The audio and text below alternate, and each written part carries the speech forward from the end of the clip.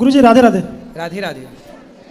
गुरुजी मेरा प्रश्न है कि मैं बाहर में काम करता हूँ, मेरा बीवी को किसी और से प्रेम हो गया। बीवी को कि पत्नी को? धर्म पत्नी को अपना धर्म भूल गई और किसी और से प्रेम कर बैठी हो। आपकी पत्नी को किसी और से प्यार हो गया? जी, काजल नाम है, कलकत्ता। किससे हो गया? कोई उसका रिश्तेदार से ही था, कोई परिवार में था उसका, फ्रेंड से। तो आप प्यार नहीं करते थे अच्छे से? प्यार करता था, वो समझ नहीं पाई हमको। हम बाहर में काम करते थे।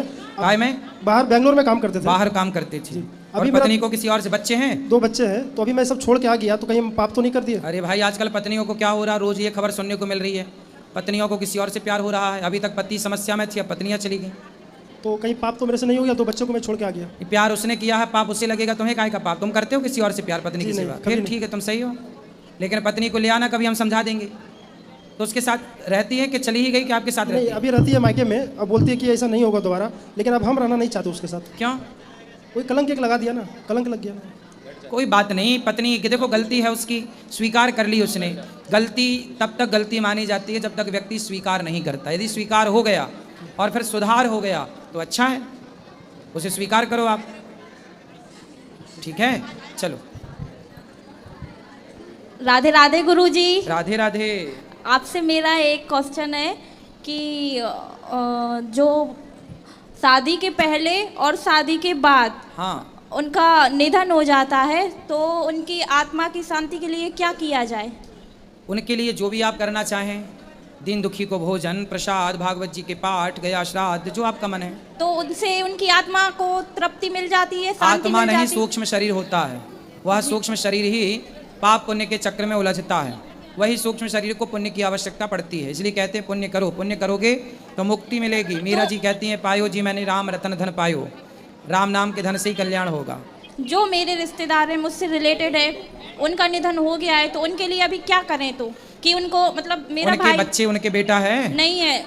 तो फिर आप, जिनकी शादी हो गई है, बच्चे नहीं है ना, और जो तो आपके कोई जानकार हैं, उनके नाम का भी आप चाहें तो अन्नदान करें, भागवत जी का पाठ करें, गया श्राद्ध करें, कर सकते हैं। ये कर सकते हैं? बिल्कुल, बिल्कुल। तो और बाकी कुछ और? बस इतना ही तो है मूल। तो उनकी आत्मा को शांति मिलेगी? बिल्कुल। और एक निवेदन है आपसे, मुझे आपके पैर छूना है, आपके चरण। अभी अंदर बैठेंगे मंदिर में तो मिल लीजिए। ठीक है। राधे राधे गुरुजी। ये देना इस तरफ, हाँ ये बहन को देना इस तरफ। श्री राधे राधे महाराज जी। जी महाराज जी, हमें ये पूछना है, ये श्री धाम वृंदावन साक्षात भक्ति माता इसमें विराजती हैं, हाँ, और यत्र तत्र सर्वत्र श्री राधा रानी की कृपा बरसती है। जिस पर राधा रानी की कृपा होती है वही यहाँ आता है। फिर भी यहाँ थोड़ा बहुत तो लगता है कि भक्तिमय जीवन हो रहा है। हाँ। लेकिन इसके बाद फिर वही सब काम, क्रोध, लोभ, मोह और ईर्षा, द्वेष और भी जो अवगुण मनुष्य में होते हैं वो सब पनपने लगते हैं। ऐसा क्यों? और यहाँ पर भी जो लोग आते हैं तब भी होता है। हाँ, देखो धाम की अपनी विशेषता होती है कि जैसे ही आप आएंगे यहाँ पर तो धाम का प्रभाव आपको दिख जाएगा। उस धाम के प्रभाव को बनाए रखने के लिए हमें डूबना पड़ता है। हमने कई बार आपको बताया कि एक घड़े में 9 छेद हैं और उसमें पानी भरना है, तो कैसे भरेंगे आप बताओ? छेद बंद करने पड़ेंगे। बंद नहीं कर सकते आप,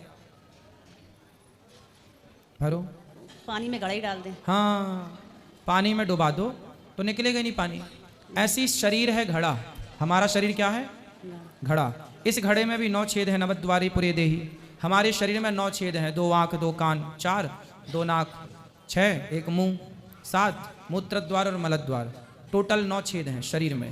रोम छिद्र अनेक हैं, करोड़ों हैं।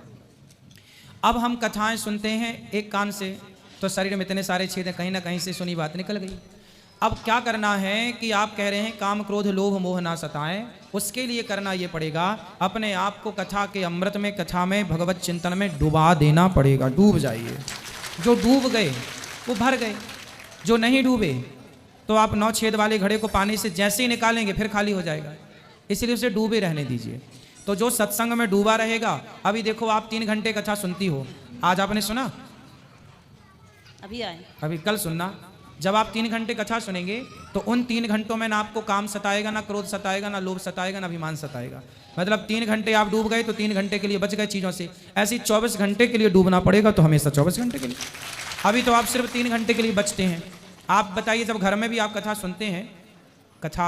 आप कल यहाँ प्रत्यक्ष बैठ के देखिएगा, जब आप कथा में बैठेंगे ना तो फिर आपको ना काम क्रोध लोभ कुछ भी नहीं सताएगा। तो 3 घंटे के लिए बचाव हो गया। ऐसी धीरे धीरे वो हमें बढ़ाना पड़ेगा। फिर जब अब हमेशा आपको हमेशा सत्संग तो नहीं मिलेगा, तो जब सत्संग जाए तो अंदर नाम जब चलता रहे, श्रीमन नारायण श्री कृष्ण श्री कृष्ण श्री कृष्ण राधे राधे, अंदर नाम चलता, या तो नाम या तो कथा या तो भगवान का ध्यान, खो जाओ। डूबना है कुल मिला के। कैसे डूबना है आप जानिए। अच्छा, जैसे किसी के प्रति द्वेष भाव अगर उत्पन्न होता है तो ये भी क्या प्रारब्ध बस होता है कि हमें इससे दुश्मनी करनी है या इससे हमें दोस्ती करनी है या इसके प्रति हमें ये फर्ज करना है, ये नहीं करना है, ये क्या प्रारब्ध बस होता है? प्रारब्ध नहीं मैया, बुद्धि विवेक दे रखा है भगवान ने। आपको निर्णय लेना पड़ता है कि आपको गुस्सा करना है या नहीं करना, चुगली करना है या नहीं करना। आपको क्यों चुगली करना है ये बताओ। नहीं करना नहीं है, जैसे मान लो हम हमारे परिवार में कई सदस्य हैं और सबके प्रति हमारे फर्ज हैं, हाँ, और किसी के प्रति होते हैं किसी के प्रति नहीं होते हैं, तो ये क्या प्रारब्ध बस होता है? उसने प्रारब्ध बस नहीं, फर्ज अपने पूरे करते रहो, बात खत्म। क्यों प्रपंच में पढ़ना है? फर्ज अपने पूरे करते रहो। पत्नी हो तो पति की सेवा करते रहो, माँ हो तो बच्चों को संस्कार देते रहो। भक्ति माँ की हमेशा कृपा बरसती रहे, इसके लिए मनुष्य मात्र को क्या करना चाहिए? बिनु सत्संग न पावय प्राणी, भक्ति स्वतंत्र सकल सुख खानी। भक्ति बढ़ाना है, सुख शांति बढ़ाना है तो उपाय एक है, केवल सत्संग करो। भगवान का नाम जब ज़्यादा से ज़्यादा हो, फिर देखिए जीवन में बदलाव कितना बढ़िया होगा। सत्संग करते रहिए बस, और नाम जप, धीरे धीरे चीज़ें दिखने लग जाएंगी। क्या इस भक्ति मार्ग में चलने में संत कृपा बहुमूल्य होती है? संत कृपा का असर होता है?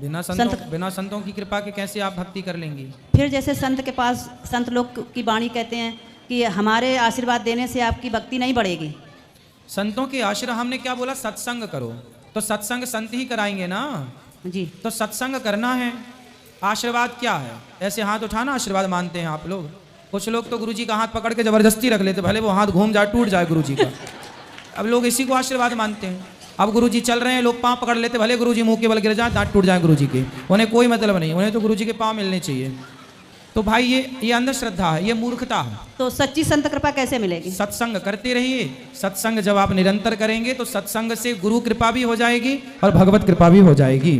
जय श्रीमन नारायण। जय श्रीमन नारायण।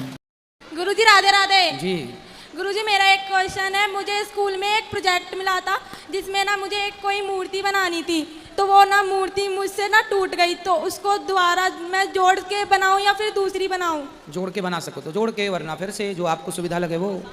गुरुजी, मेरा एक और क्वेश्चन है। जैसे कि हम पढ़ाई तो बहुत करती हूँ, हार्ड जो सब्जेक्ट हार्ड होता है, लेकिन पेपर जब आता है सामने तो सारा भूल जाती हूँ, तो कुछ मंत्र दीजिए।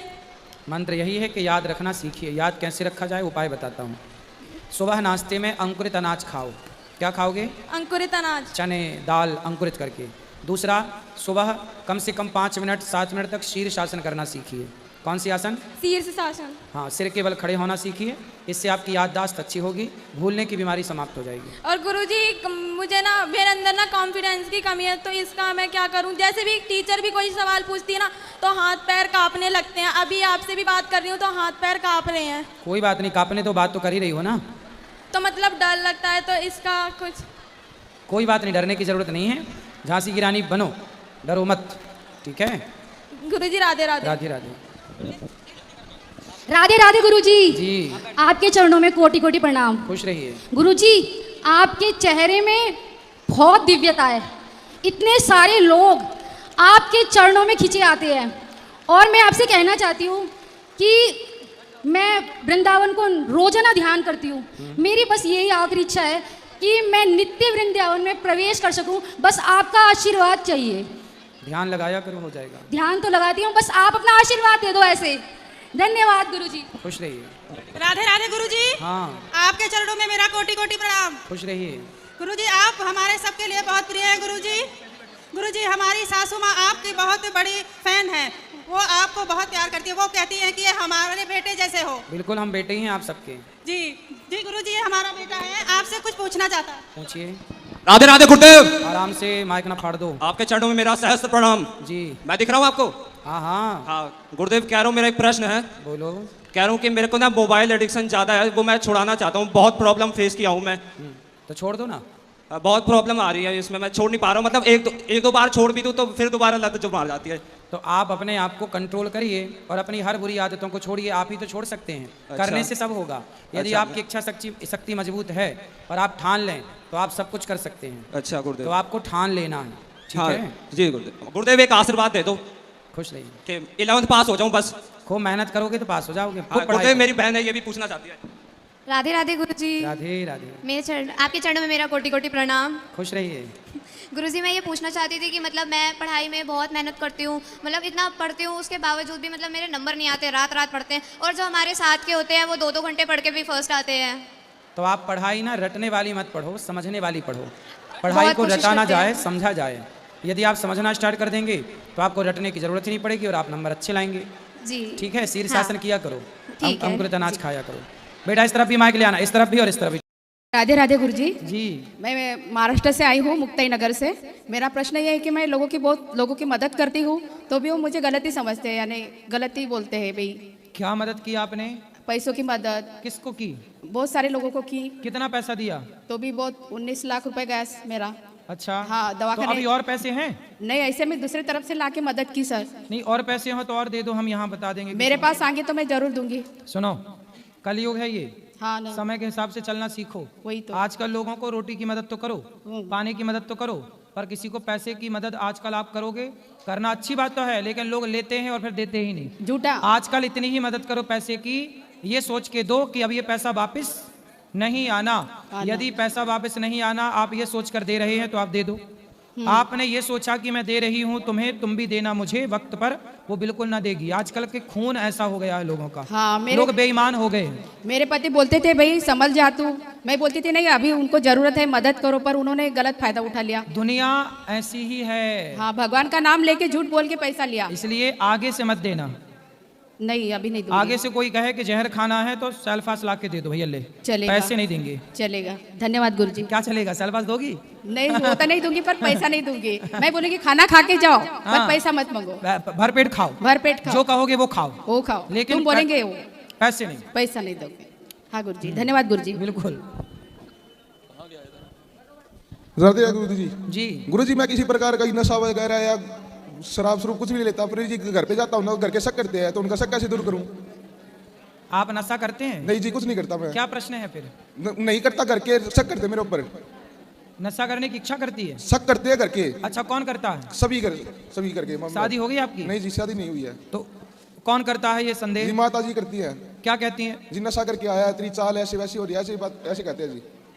तो माँ आई है आपकी? ना जी, माता नहीं आई जी, हम 3 भाई आए बस। तो कहने दो ना, माँ है, कहने दो। आप तो अपना पढ़ाई पूरी हो गई, ना जी पढ़ाई कर रहे हैं, BA फर्स्ट ईयर। पढ़ाई करो और अपना कुछ काम धाम करो। पैसे कमाते हो? जी थोड़ा किया था, फिर अभी वैसे थोड़ा पैसे कमाओ और बस।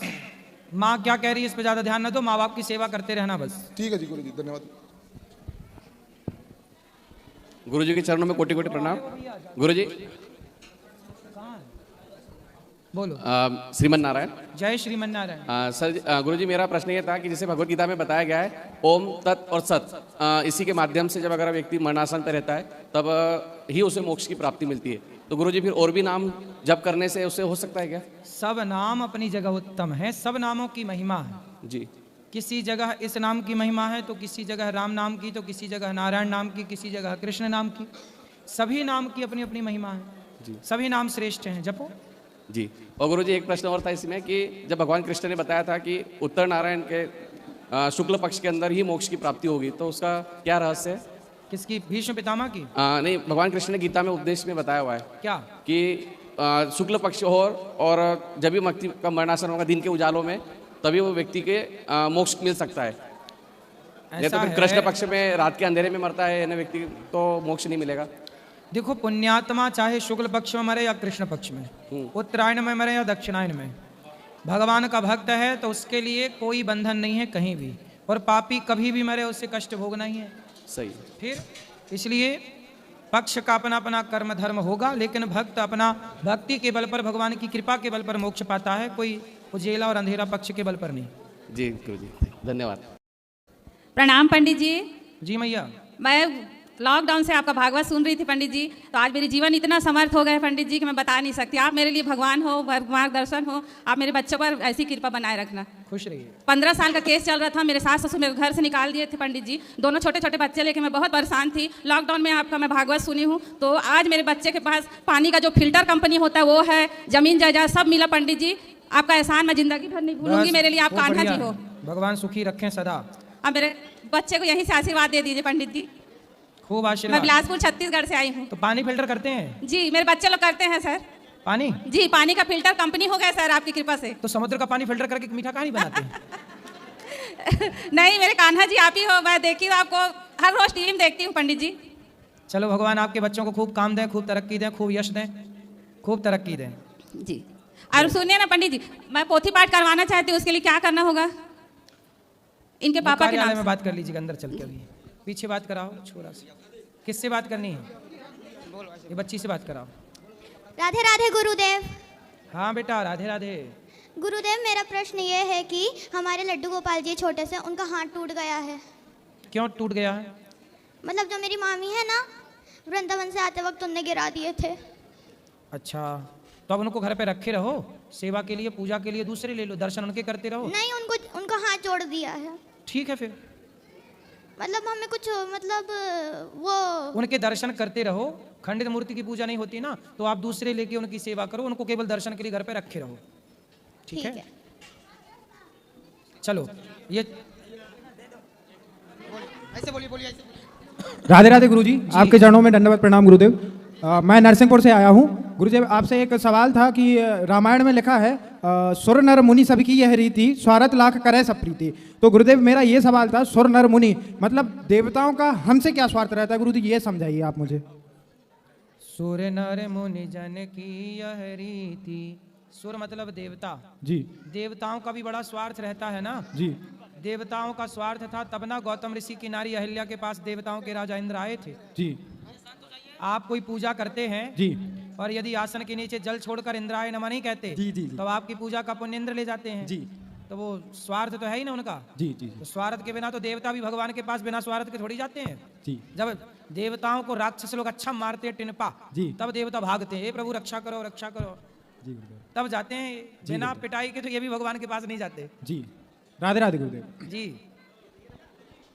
ऐसे बोलिए। राधे राधे गुरुजी, आपके श्री चरणों में कोटि कोटि नमन। जी गुरुजी मेरा ये प्रश्न है कि हम जब जब भगवान के करीब जाते हैं तो हमारा मन दूसरी जगह क्यों भागने लगता है गुरुजी? क्या मांगने लगता है? हम जब ठाकुर जी की तरफ अपना दिल बढ़ाते हैं हृदय से, हाँ। हमारा और दूसरा मन भी ये कहता है ये कहो वो करो, यहाँ चलो वहाँ चलो, क्या करें गुरुजी? कोई बात नहीं, मन जब भगवान की तरफ जाए तो बाकी तरफ मन जाने का प्रयास करे तो आप मन को रोको, समझाओ। मन पे कंट्रोल आपको ही करना पड़ेगा ना। नहीं गुरुजी कृपा तो उनकी बहुत है। 4 साल पहले मैं खाता पीता भी था, लेकिन उनकी कृपा जब से घर में लड्डू गोपाल लाया तो मेरा नियम 12 में 4 बजे 3:30 बजे का उठ के मैं उनका भजन पूजन करता हूँ, और वही मुझे वृंदावन लाए। वृंदावन देखा नहीं था मैंने। राधे। चलो कथा है, कथा सुनो और सब ठीक है। राधे राधे गुरुजी। जी। आपके चरणों में कोटि से कोटि प्रणाम करती हूँ। खुश रहिए। मेरा महाराज जी मेरा एक क्वेश्चन है। हाँ महाराज जी हम पूजा पाठ तो बहुत करते हैं, सब कुछ करते हैं जी, लेकिन महाराज जी पूजा करते करते हम कभी कभी बहुत रोने लगते हैं। हैं? वो मैया कहाँ गई? दूधा वाली मैया कहाँ गई? मैया दूधा वाली मैया है गई? अरे अभी मैया यहीं थी, टिक ही नहीं रही है कहीं। अब लोग यहाँ बिठाए थे, फिर लगता चली गई। मैया हाथ उठाओ, कहाँ गई दूधा वाली मैया? दूधाधारी आश्रम वाली है क्या? हाँ गई वो लगता है, पहुंच जाएंगी, चिंता ना करो, खुश रहिए। यहीं है आसपास कहीं। राधे राधे गुरुजी। जी महाराज जी मेरा क्वेश्चन है कि हम जब पूजा करते हैं हाँ हमारे आंखों में आंसू बहुत आता है, रोने अच्छा लगते है हैं। अच्छा है। तो महाराज जी क्यों आता है? इससे बहुत भाव विभोर हो जाते हैं तो पूजा ये करते भाव है ना आपका, इसलिए आता है। भगवान से प्रेम है इसलिए तो आता है। हैं। आपसे मिलने की बहुत इच्छा थी महाराज जी, आज वो भी पूरा हो गया। चलो खुश रहो। राधे राधे महाराज जी। खुश रहो। राधे राधे गुरुजी। हाँ जी। आपके चरणों में मेरा कोटि कोटि प्रणाम। मेरे को ये पूछना था कि मेरे घर पे जितने भी भाई बहन जितने ना सब बहुत पढ़ने में तेज हैं, मेरे को छोड़ के, तो मैं क्या करूं ऐसा कि मेरा भी पढ़ने में बहुत मन लगे? तो पढ़ना ही पड़ेगा आपको। मतलब पढ़ने की कोशिश तो करते हैं पर पढ़ नहीं पाते, कुछ बता पाए आप? नहीं नहीं, पढ़ाई में तो मन लगाना ही पड़ेगा। ऐसा है, पढ़ाई में मन लगाना है ना तो सूर्य भगवान को सवेरे 1 लोटा जल चढ़ाना स्टार्ट करो और हनुमान चालीसा का रोज पाठ करो। ठीक है, क्योंकि मेरे घर पे जितने पूरे खानदान वाले सब पढ़ने लिखने वाले। हाँ, मेरे तो को आप छोड़ सूर्य के। भगवान को 1 लोटा जल चढ़ाया करो सवेरे और हनुमान चालीसा का पाठ किया करो। मेरे दादी को भी राधे राधे बोल दीजिए, वो आना चाहती थी, आ नहीं पाई हैं। राधे राधे, दादी को भी, आपको ठीक भी, है, सबको। राधे राधे। राधे राधे गुरु जी। जी राम गुरु जी। बोलो। हेलो। हाँ बोलो बेटा। हेलो गुरु जी, मुझसे आपसे मुझे क्वेश्चन पूछना था। पूछो। गुरु जी, मैं कोई भी अच्छा काम करता हूँ, घर में मम्मी पापा सबके लिए अच्छा ही करता हूँ, गौ सेवा करता हूँ, सब कुछ अच्छा करता हूँ, पर मेरे साथ हमेशा कुछ ना कुछ गलती होता रहता है। कुछ गलत नहीं होता बेटा, आप अच्छा करते रहो। क्या गलत हुआ आपके साथ बताओ। कुछ मैं करने जाता हूँ तो कोई ना कोई बाधा आ जाती है। नहीं आएगी। देखो बाधा, समुद्र मंथन हुआ तो सबसे पहले क्या निकला, जहर निकला कि अमृत निकला? बताओ, पहले क्या निकला था समुद्र मंथन में? जहर। हाँ, तो कोई भी अच्छा काम करोगे तो पहले तो बाधा आएगी ना, जहर निकलेगा, पर करते रहने से आखिरी में अमृत निकलता है। करते रहो। गुरु जी कब तक करते रहें? जब तक सफल ना हो जाओ, जब तक आप सफल ना हो जाए तब तक कर्म कर। असफल व्यक्ति तब तक नहीं माना जाता। आपने सफलता के कर्म करते हुए, आप सफलता के पीछे पड़े हैं, कर्म कर रहे हैं, तो आप असफल नहीं है। असफल व्यक्ति तब होता है जब सफल होने के प्रयास छोड़ देता है। जब प्रयास छोड़ देंगे तो असफल हैं। आप करते रहो प्रयास। अभी आपकी उम्र ही क्या है बेटा, ये तो बहुत बड़ी जिंदगी है, बहुत बार गिरना होता है फिर खड़ा होना होता है। ये तो शुरुआत है, जितना गिरोगे ना इस उम्र में उतने मजबूत होगे। और दूसरी बात गुरु जी, आपको देख के बहुत अच्छा लग रहा है, आप हमारे प्रयागराज में आए, हम यहीं के रहने वाले हैं। खुश रहिए। अच्छा है, प्रयागराज है, आप लोग अच्छे से पढ़ो लिखो, योग्य बनो।